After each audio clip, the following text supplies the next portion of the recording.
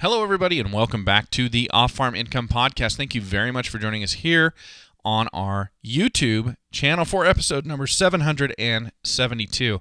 Well, today we're speaking with Jamie Johansen. You probably know her from Ag Wired, from television and ag, and now from Honey Creek Media.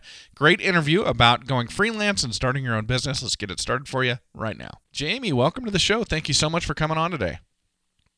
I'm excited. Thank you for having me. You bet. I've been looking forward to it myself, and we're airing this in February, or a little later in February, but this morning you're home with the kids because you've got a snow day. Yes. It tends to be in southern Missouri that we get lots of ice and snow days, and so we were home with the kids. I have a baby. She's 5 months old, and a 6-year-old who's in kindergarten. Okay, very good. And today's her birthday. Oh, well, happy birthday. What's her name? Her name is Harper. Harper. Well, happy birthday to Harper. That is great. Well, wonderful. I'm in Idaho. It's snowing where I'm at as well, but not enough to shut us down, so everybody's gone from my house today. You're lucky. Yeah. All right. Well, let's do this. I would love it if you could just kind of give our audience just a brief introduction of you. We already know about Harper and your 2 children, but tell us a little bit more about you and your life, and we'll jump into talking about your business.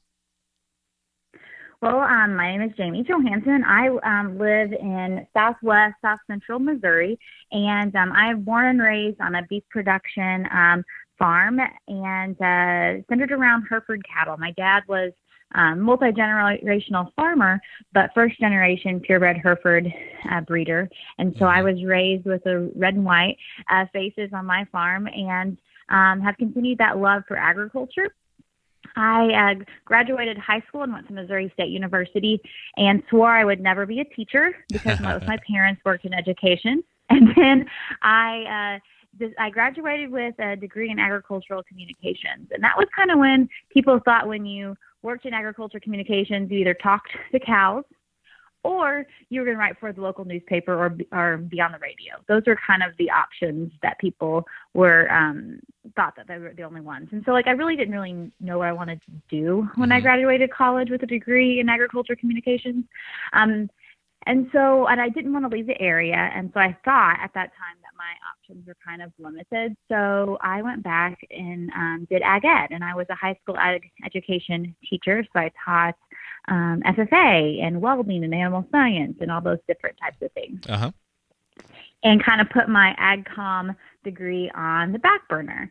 And then after 2 years of teaching, I retired and with no benefits, of course. Right. And my husband and I, who I met through showing cattle, at actually the Missouri State Fair, my dad first hired my husband to sit for us when we were showing cattle. Mm-hmm. And the rest was history. And we started dating when I was 19 and then married when I was 23 after graduating college.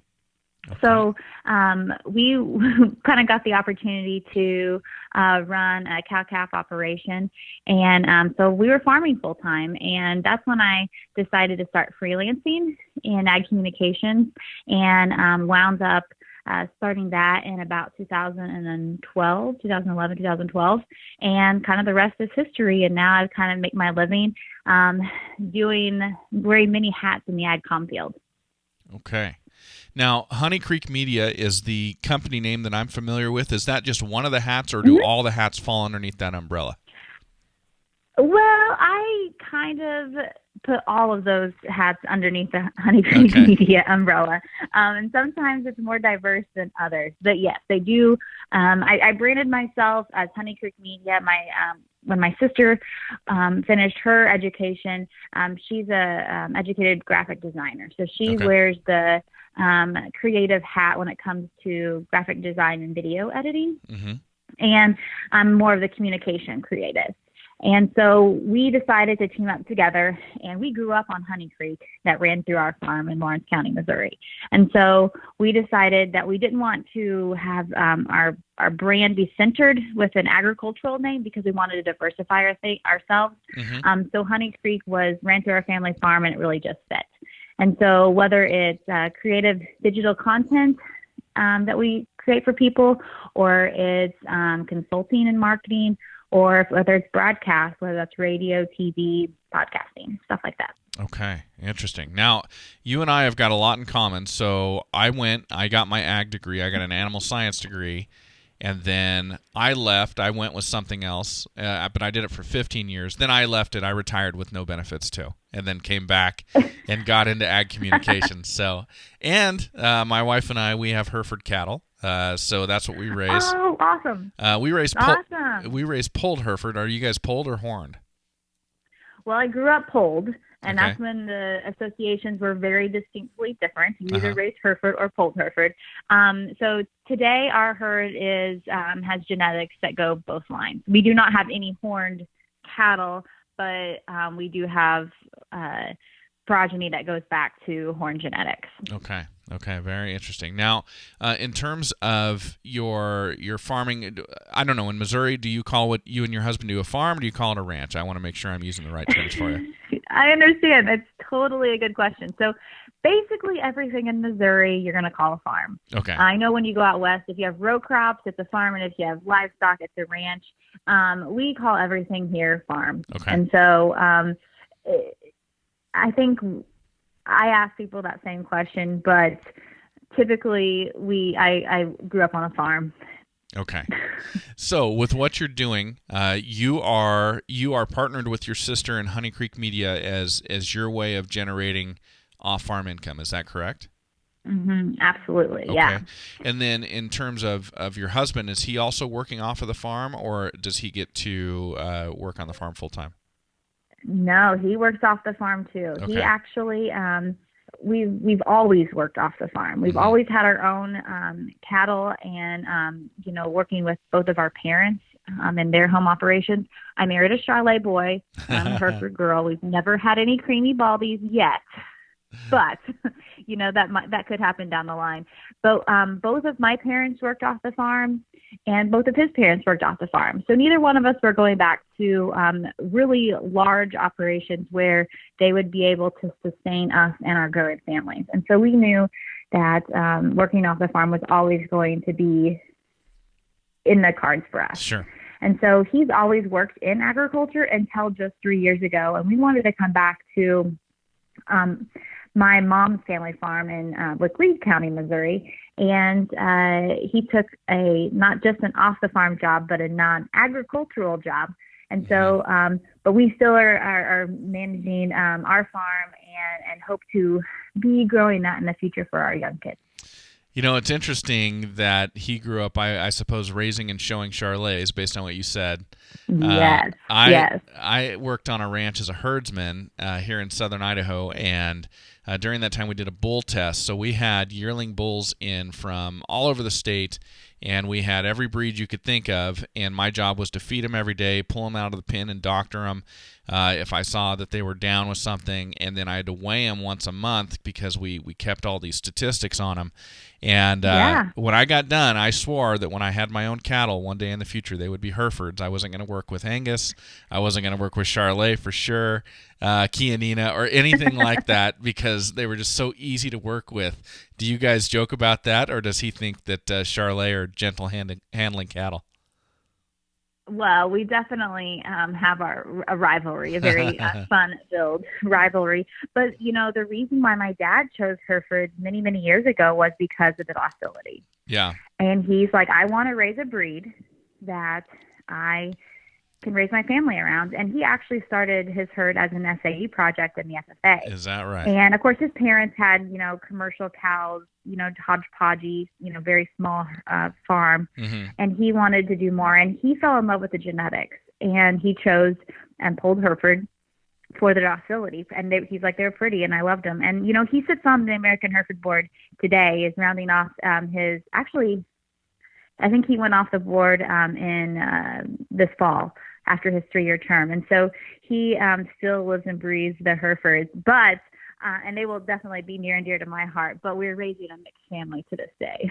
My girls have fallen in love with both breeds.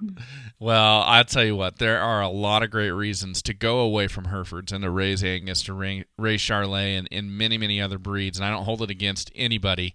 I am just weak, and so for me, I need my cows to go where I want them to go and to be really gentle with me. I'm just not as good as a cattleman or as a cowboy as a lot of other people. No, I agree. I agree. When I've worked other people's cattle over the years, or when we were farming full time, which we were working full time for a ranch, you'd call it. We ran at some point, almost 1,500 head of mama cows. But those cows were reset cows in a customized embryo transfer operation. And I learned to jump fences really fast. Yeah. When we were working those, I was like, these are not my Herefords. No. On that same ranch when I was herdsman, we did a contract job for a guy, and I calved out all of his first calf heifers out, and they were key Angus crosses, and I had to get in that pen with them when they just had calves, and that was a different experience. That matter of fact, that got a little hairy every now and then, going out and tagging those calves and stuff. So yeah, it's all very interesting. You get a lot of experiences, and that guides you where you want to go, right? Exactly. Back to the Herefords. Yeah, exactly. Okay, let's talk about Honey Creek Media. So I'm very interested. I'm looking at your website now, and I'm looking at the different things that you offer. So give our audience kind of an overview of your business, everything that you offer at Honey Creek Media. Well, I'll go back to my kind of beginning in understanding like what a freelancer does and how I can, market myself and brand myself. When I was in the classroom, when I was teaching high school, my leadership class had current events Fridays. And so every Friday, kids would have to come in with something new in ag news, like what's going on in the world today when it comes to agriculture. And one of the resources I gave my kids was agwire.com. Okay. Which is an ag news site that I had just found randomly online. Well, lo and behold, a few years later, they had sent out a blog post, essentially, saying that they were looking for a new media producer. And I looked at all the qualifications, and I was like, hey, I can do those things. And so I called Chuck, and I said, hey, Chuck, I'm interested in working for you. And at that time, they were living in Missouri. They're now in Florida. But that's where I got my start in ag communications as a freelancer for Zimcom or agwire.com. And I've literally traveled the world for them to bring ag news to outlets in the U.S. I always call this the AP press for the ag world. We were able to be that aggregate of, at that time, primarily audio to radio stations throughout, the U.S. and beyond. And so that's where I got my start.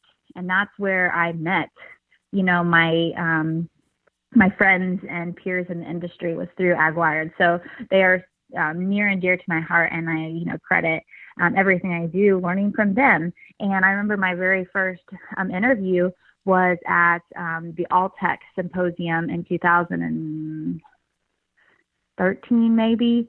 And they said, hey, Chuck gave me a microphone, and he's like, go interview this person. He speaks English and Portuguese and Spanish. And I was like, okay. And he's like, so just ask him all these questions. So my very first interview wasn't even in English. Okay. And but that's how I learned, was kind of just going to be thrown to the wolves, and you figure it out and you troubleshoot. And so I said yes.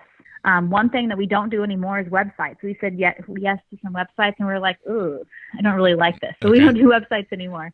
But when it comes to other things that we do for our clients, simply go in and we say yes. We're honest, but hey, we've not done this before, but we'll figure it out. We may not want to do it again, but we'll work with you.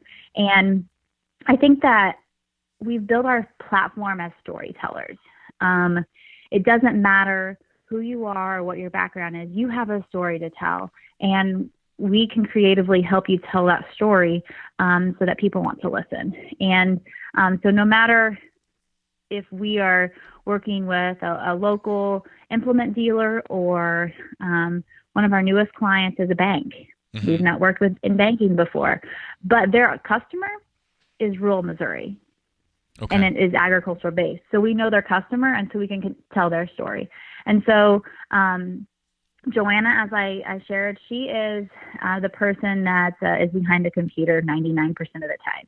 She's my creative introverted sister who likes to do the design work, whether it's digital or graphics, or video all those things and social media. And then I'm more of the forward-facing part of the business.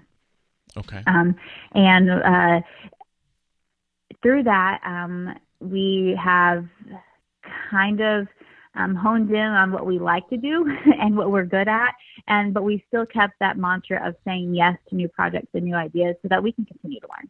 Okay, very cool. So your target demographic for your customer base is local, at least local in terms of being rural and being in Missouri. Did I understand that part correctly? Yes. Most of our clients are in Missouri, not all of them. Okay. So, but that sense is that you can take that local wherever you are, whether you're in Tennessee or Arkansas, whatever, that's, you can tell that story nationally, but still with that local feel. But most of our clients are Missouri-based. Okay, so this is really interesting. So with what you're producing, so I'm looking at your menu on your website. We've got video, we've got broadcast, graphics, and then I'm sure there's more services like you talked about the website, which you guys have moved away from. So when you're looking at, say, like a local, you mentioned, I think, a local dealership or an implement dealer or something like that. When they when they come to you, what is their objective when they come to you and they say, we're interested in Honey Creek Media, we want to do X? What is it they're looking for or what they're hoping to accomplish? Well, that's kind of a big open question. I think that most of the people coming to us have a big idea, or they're like, okay, well, we want you to work on a commercial. We want you to make a commercial for us. Okay. We're like, okay. Then we sit down and I want to hear their story. I want you to tell me everything you've got. And we sit down and we listen. And because no project is the same. Every single time we sit down with someone, their objective is going to be different. And so we just sit and listen and brainstorm and think creatively with them. And sometimes what they thought that they wanted isn't really what they need. Or what we think they need going into it isn't really what they need. And after we learn about them, then we can kind of put words into action and figure out. So sometimes, our first consultations are a couple hours long because we're listening to them and trying to get a better understanding of who they are and what is their personality as a business and who their audience is. Okay. And so they come to you. So, for example, they come to you, they say they want to run a commercial. So are we talking about, when you say a commercial, we're talking about a commercial that's going to be run on like a local television network or something like that? Yeah, absolutely. We've done that a few different times. And then a lot of times, whatever you would run on TV or radio can be moved into the digital social media marketing. And so we will cut them up differently depending upon their audience. And so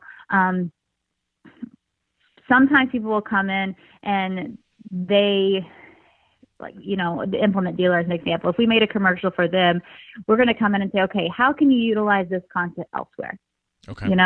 Because that story can be told in many, many different avenues, not just on a 30-minute spot on your local TV show. How can you how can you use the same content on social media? How can you continue that story? Mm-hmm. Okay. And I like to insert my people into the news, so depending upon what's going on in the community or in the country at that time, kind of inserting them into those stories online. Okay. Now, as I'm looking at your broadcast page, it says broadcasting across the airwaves, radio, podcast, or TV. So radio and TV, obviously, I start thinking commercials. Podcast. So when a client approaches you or you approach a prospective client and you talk about doing something for them in the world of podcasting, what are you talking about? Are you talking about having them on shows as a guest? Are you talking about them creating their own podcast, doing ads on other people's podcasts? What exactly are you looking for there or thinking about there? Well, when it comes to podcasts, I think that it depends on the client. And I do less podcast type work now than I did a few years ago. Mm-hmm. But it's bringing whatever their story is, giving them the audio feel. So let's say you have a digital magazine that you print. and you have a digital component so they can find your magazine online. Well, why don't we turn that feature article into audio?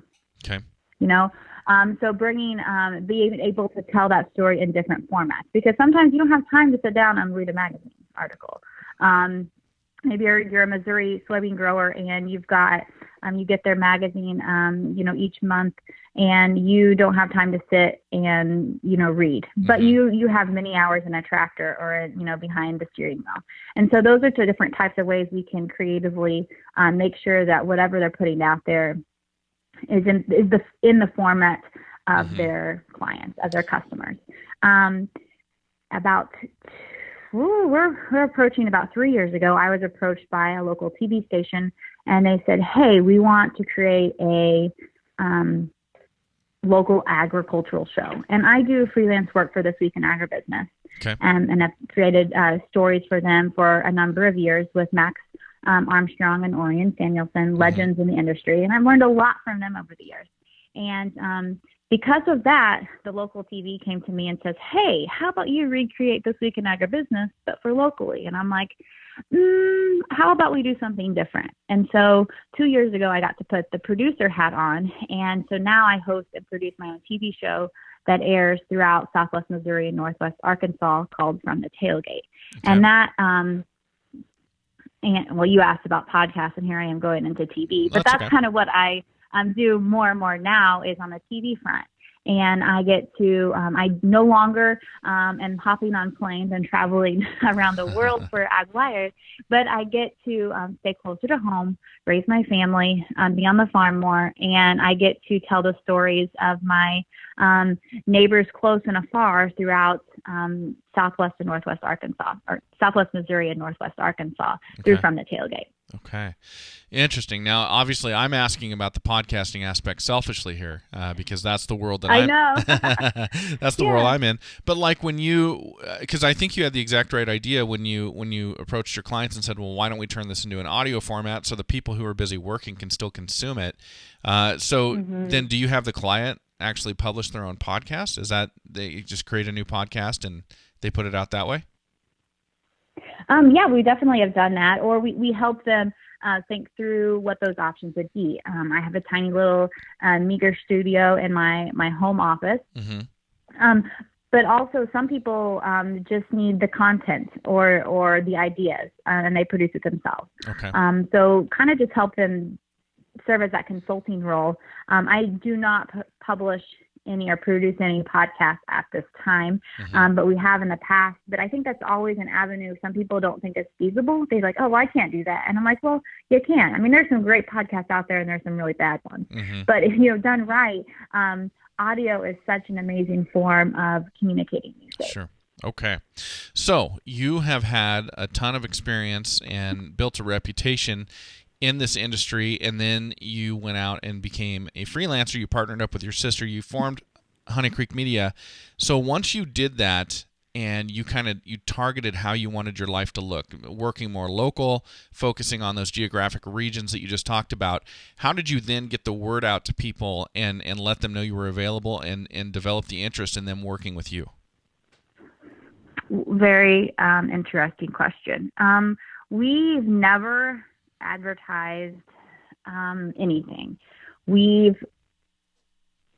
honestly kind of stuck at our own social media page because we're so engrossed in other people's social. And so I kind of use the analogy of, Honey Creek Media's Facebook page is kind of like our red-headed stepchild. No offense to stepchildren or redheads, but sometimes it gets neglected because we are putting so much time and energy into other our clients, and so it's word of mouth, and it's the contacts that I've made over the years in the industry. And today I'm working in Southwest Missouri's home, and I've made lots of friends and family members throughout the area, and that's kind of how we've been able to communicate what we do. And so we've been lucky and fortunate, and I think the right place at the right time.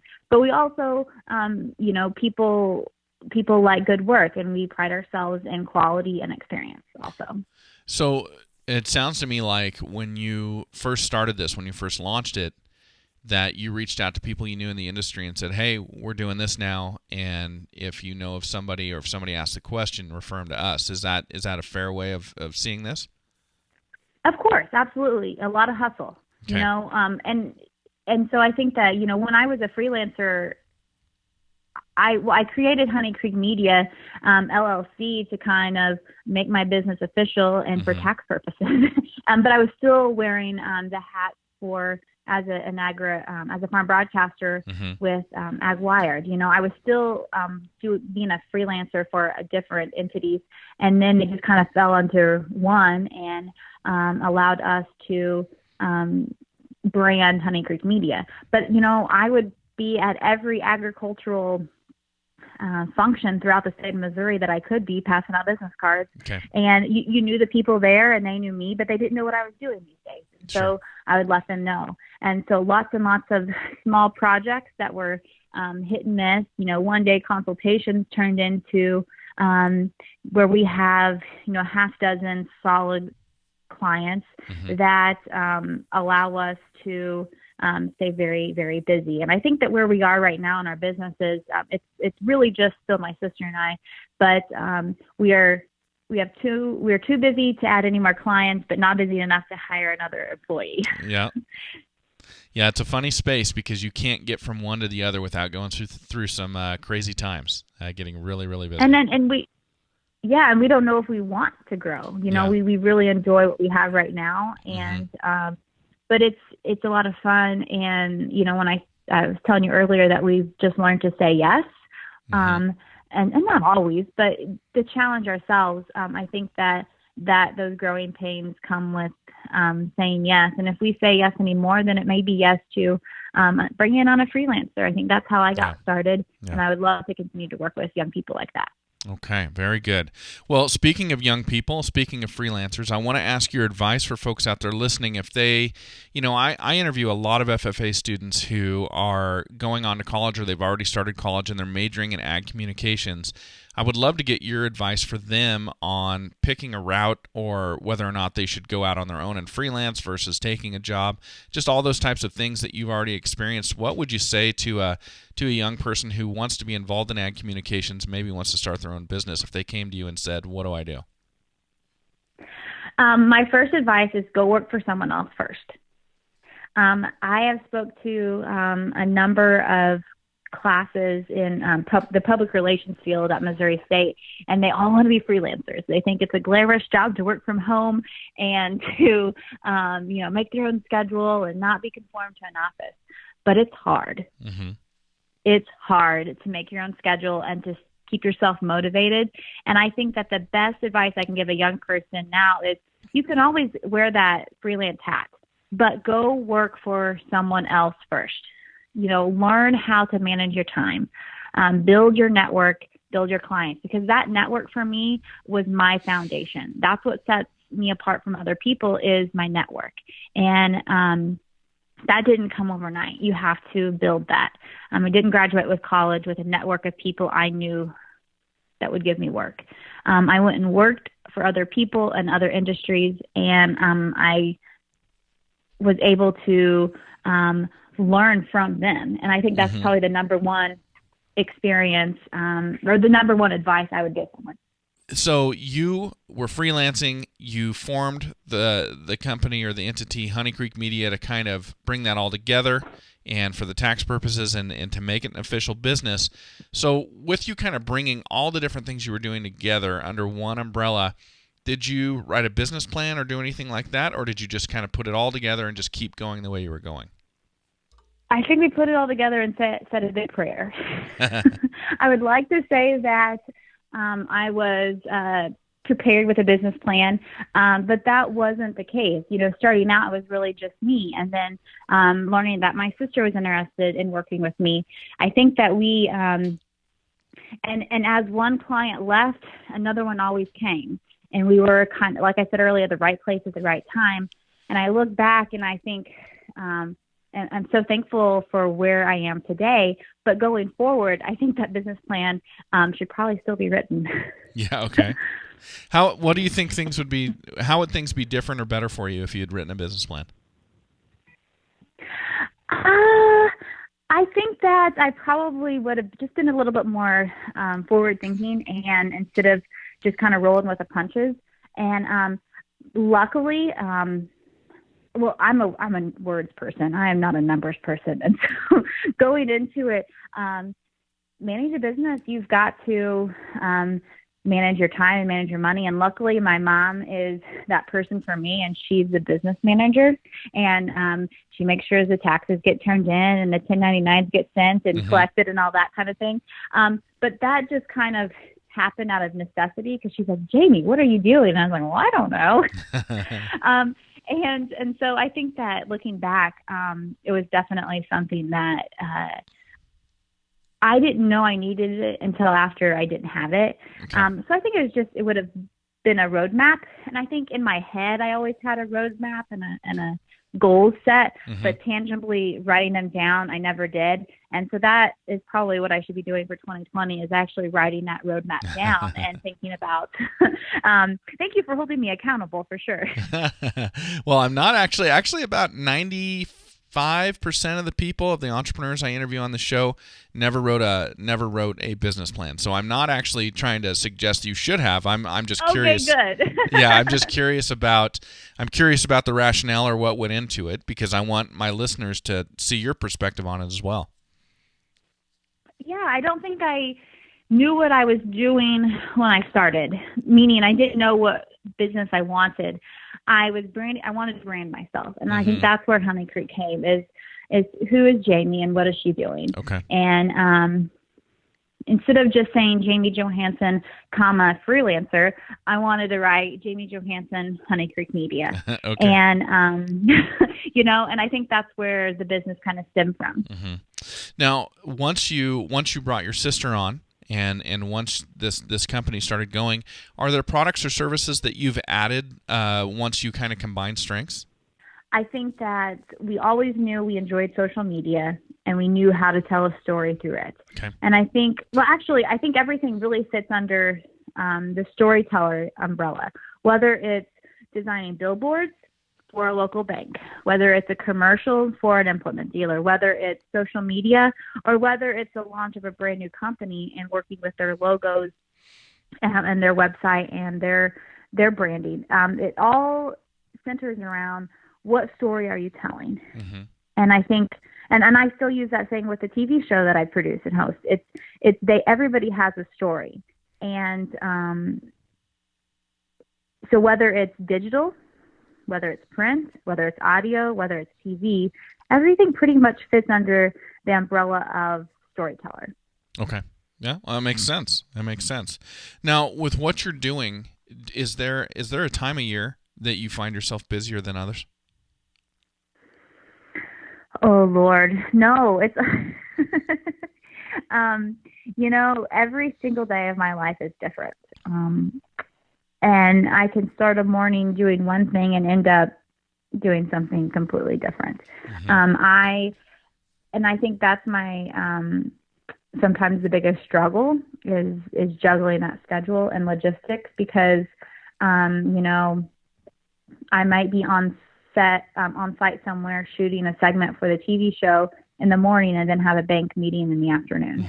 So and those are year round. And winter is conference season, so there's lots of things going on. And summer is no different. It's really just it's definitely a 365-day gig. I am working Sunday nights and Saturday mornings, and some days Monday might be slow, and I'm going to take care of my. We're going to do something special with the kids or something. But every day, and that is the life I chose. I wanted flexibility. I like to be busy, and I don't want to sit in an office behind a desk all day, every day. But the downside to that is sometimes never knowing when to stop and checking your email, and knowing that if you don't hustle, then there's no job for tomorrow. Right. And so sometimes it's hard to run your own business. And my husband and I are launching a new startup as we speak, and so I think sometimes we're crazy. What's that going to be? It is called Ag Butler, and it is an app that will be in the marketplace this fall, centered around ag labor, and it's connecting rural communities and rural laborers to farmers and ranchers who need the work. Oh, very cool. Okay, that is exciting. We'll have to have you back on when that's out. And absolutely. I'll introduce you to my husband. Yeah, that would be great. Really cool. So let me ask you, because you're talking about there's give and there's take, there's pros and there's cons to working for yourself, being an entrepreneur, which is interesting because you talk about all the students you speak with who look at the life of a freelancer and it seems so glamorous, but there are trade-offs. There's no question there's trade-offs to that. Yeah.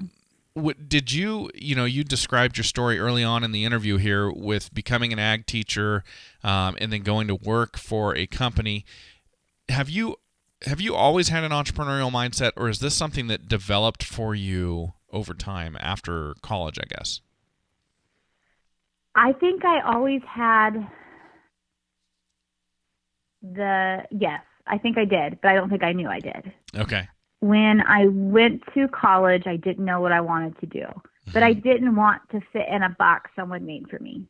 Okay. And so I kind of feel like I was just floating around waiting for the next opportunity. And because I didn't know what I wanted to do, I felt like that I lost that drive, which wasn't the case. I think it was just I hadn't found my passion yet. And so even in the classroom, I loved the classroom, and I still love teaching young people, but there was something missing, and I didn't want a principal to tell me how to teach my class. I didn't like teaching to the objectives that I was told, and I wanted to do what I wanted to do. Right. And I think looking back, I'm like, oh yeah, that was because I wanted to always be my own boss. And some days I feel very empowered and that I'm sitting on top of the world. And other days I'm like, man, that did not turn out how I wanted to do. And, that sucked. Yeah. But I definitely would not be where I am today without those early opportunities. Sure. Whether it was in college, or in high school as a waitress, in college, working at a grocery store, checking people out and weighing produce, to, traveling across the country with my now husband and boyfriend, fitting cattle, to pay my way through college. All of those jobs and then real jobs outside of college really allowed me to gain lots of perspective in many different areas. And that's why I say young people, few young people can graduate college, dive into the freelance world, and be successful because they don't have the network or they don't understand how to manage their time. Sure. And that's something that's learned for sure.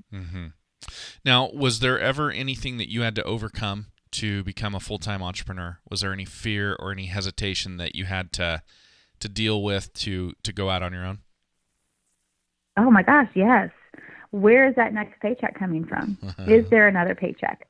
Or when you're third or fourth on the totem pole to get paid, because the client that paid you has to wait to get paid, and then they've got to wait for the big company to pay them.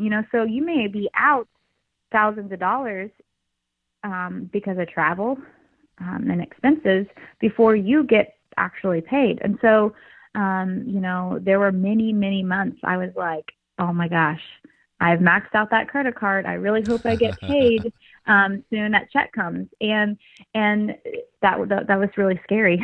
But I loved what I was doing, and I was going to figure out how to make it work. Yeah, I think that's the key right there, is that if you have the proper drive and motivation, you're going to figure out how to make it work. Well, let me ask you, I want to ask you about business advice. Obviously, I'm asking you a ton from you. What's the best piece of business advice that somebody's ever given to you? And I think that I've watched my mentors, I see the hustle, and I see I have seen people work really hard and no one telling them to do that but themselves, and really putting in the groundwork. And I saw that. So every time I was working with Chuck and Cindy Zimmerman at Ag Wired, they hustled. They made a name for themselves. They loved what they were doing. And, using them as mentors, they're always thinking outside the box. They were bringing ag news digitally before anyone else ever was. And so I think that people,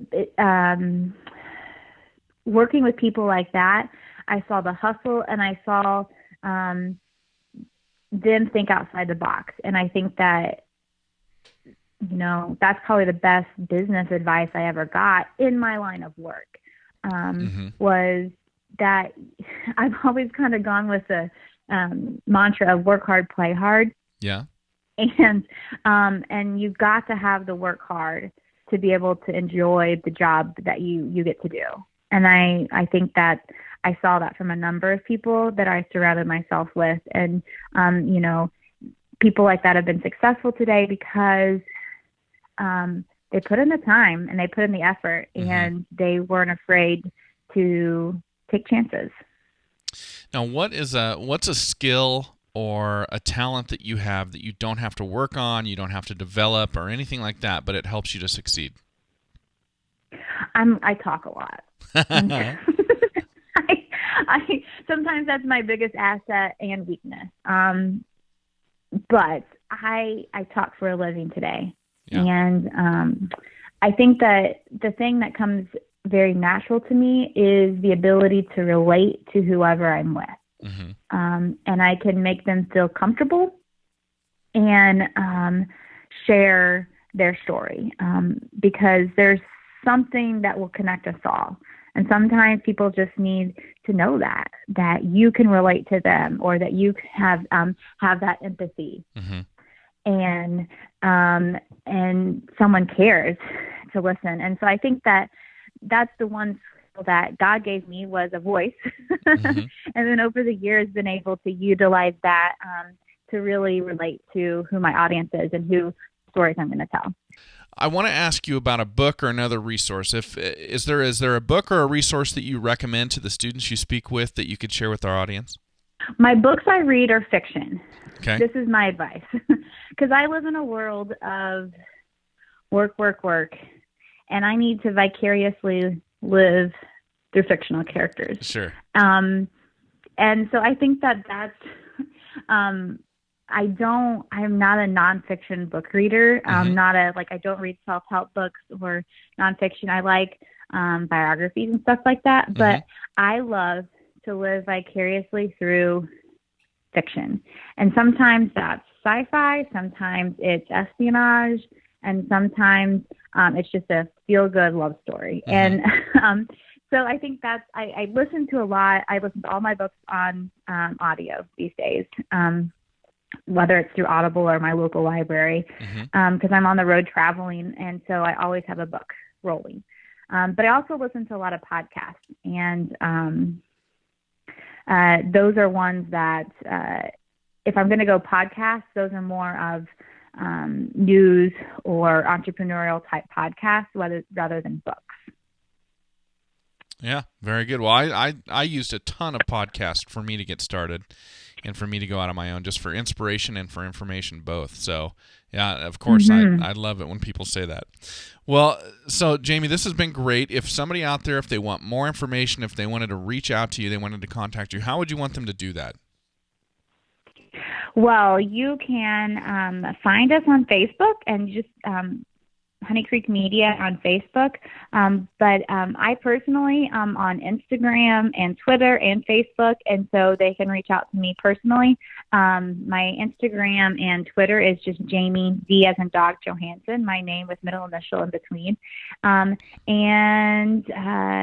Like I said, I feel like my business social media accounts are kind of on the back burner some days, but my personal social media is always out there, and that's the best way to get a hold of me and learn more.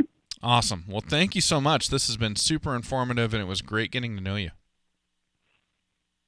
Well, thank you so much for this opportunity, and I am excited to be able to share my story with others. Well, thank you for being here, everybody. Thank you to Jamie Johansen for coming on today and talking to us all about Honey Creek Media. And as always, enjoy your journey to the ultimate lifestyle business, agriculture.